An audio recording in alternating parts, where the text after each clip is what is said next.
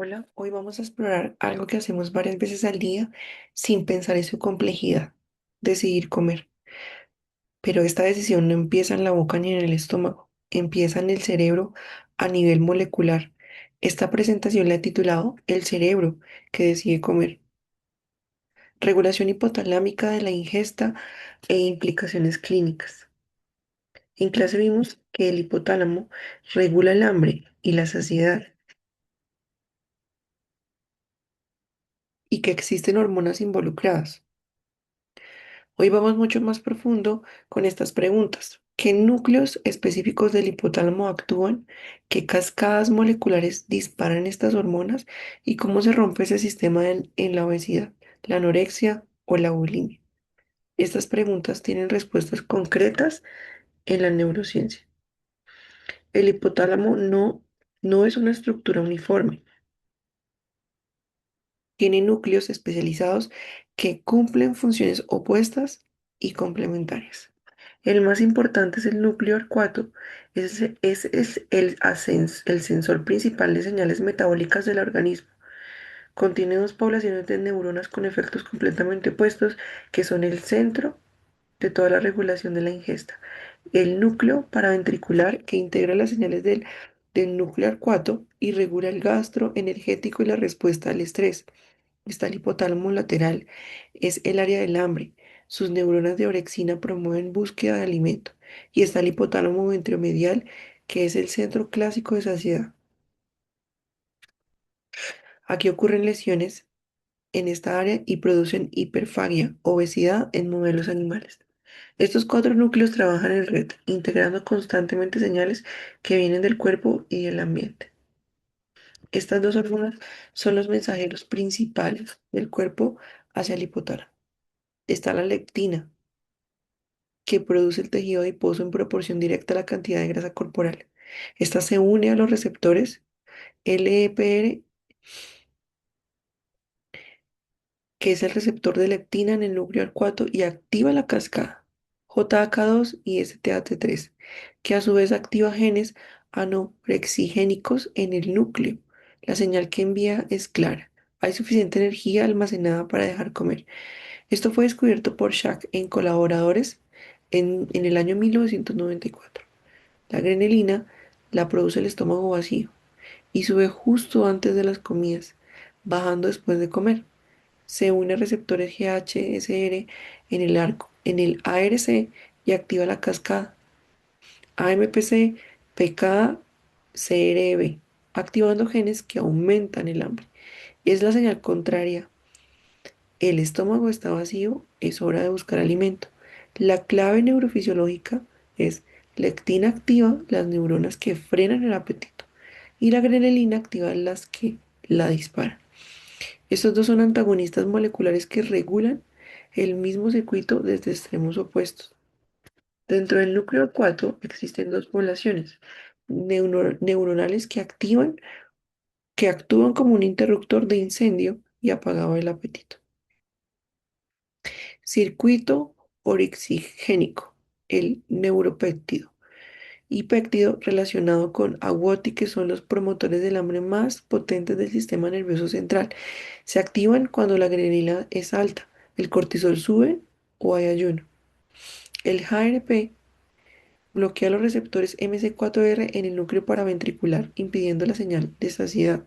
El resultado: más ingesta y menos gasto energético. El circuito anorexigénico, la proopiomelanocortina, se procesa para producir alfa-melanocito estimulante que activa directamente los receptores MC4R en el PBN. Cuando el MC4R está activo, el cerebro reduce el apetito y aumenta la termogénesis. Es importante mencionar que el receptor MC4R es el punto de convergencia de todo el sistema.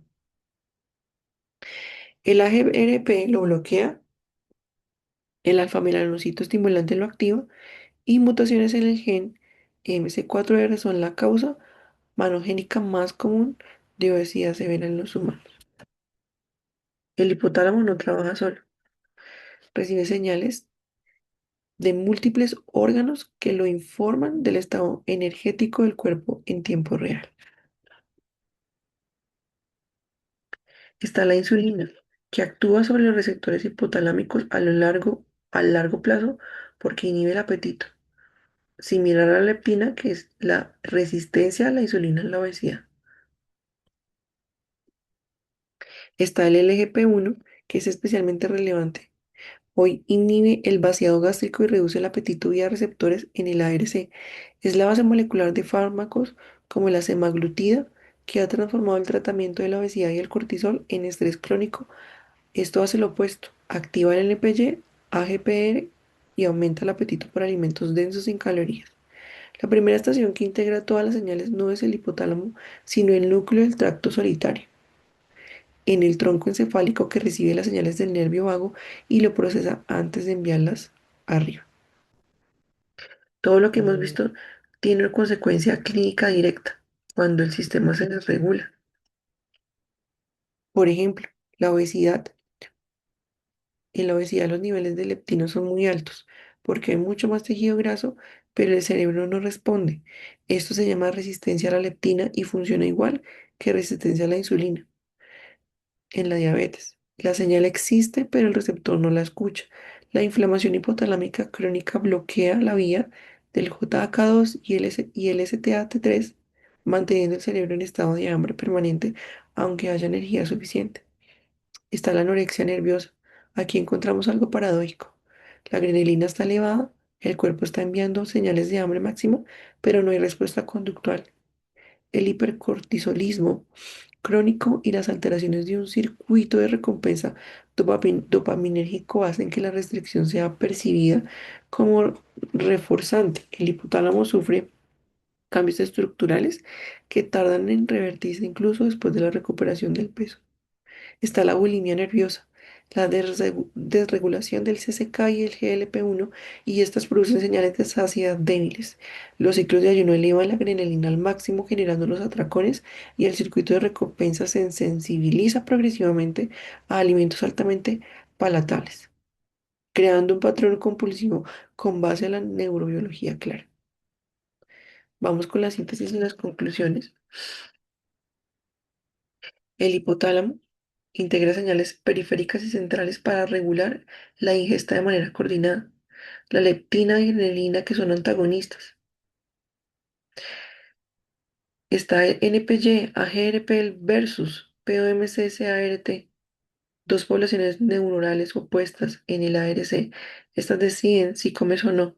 El receptor MC4R es el punto de convergencia crítico. Está la BCA y TCA, fallas del sistema, resistencia a la leptina, desregulación de la adrenalina y alteraciones en el circuito de recompensa. Tienen una base neurológica real. Obesidad, anorexia y bulimia son consecuencias de circuitos neurobiológicos alterados, no de falta de voluntad. Decidir qué comer empieza mucho antes de pensarlo. Y aquí es donde empieza la sinapsis. Muchas gracias.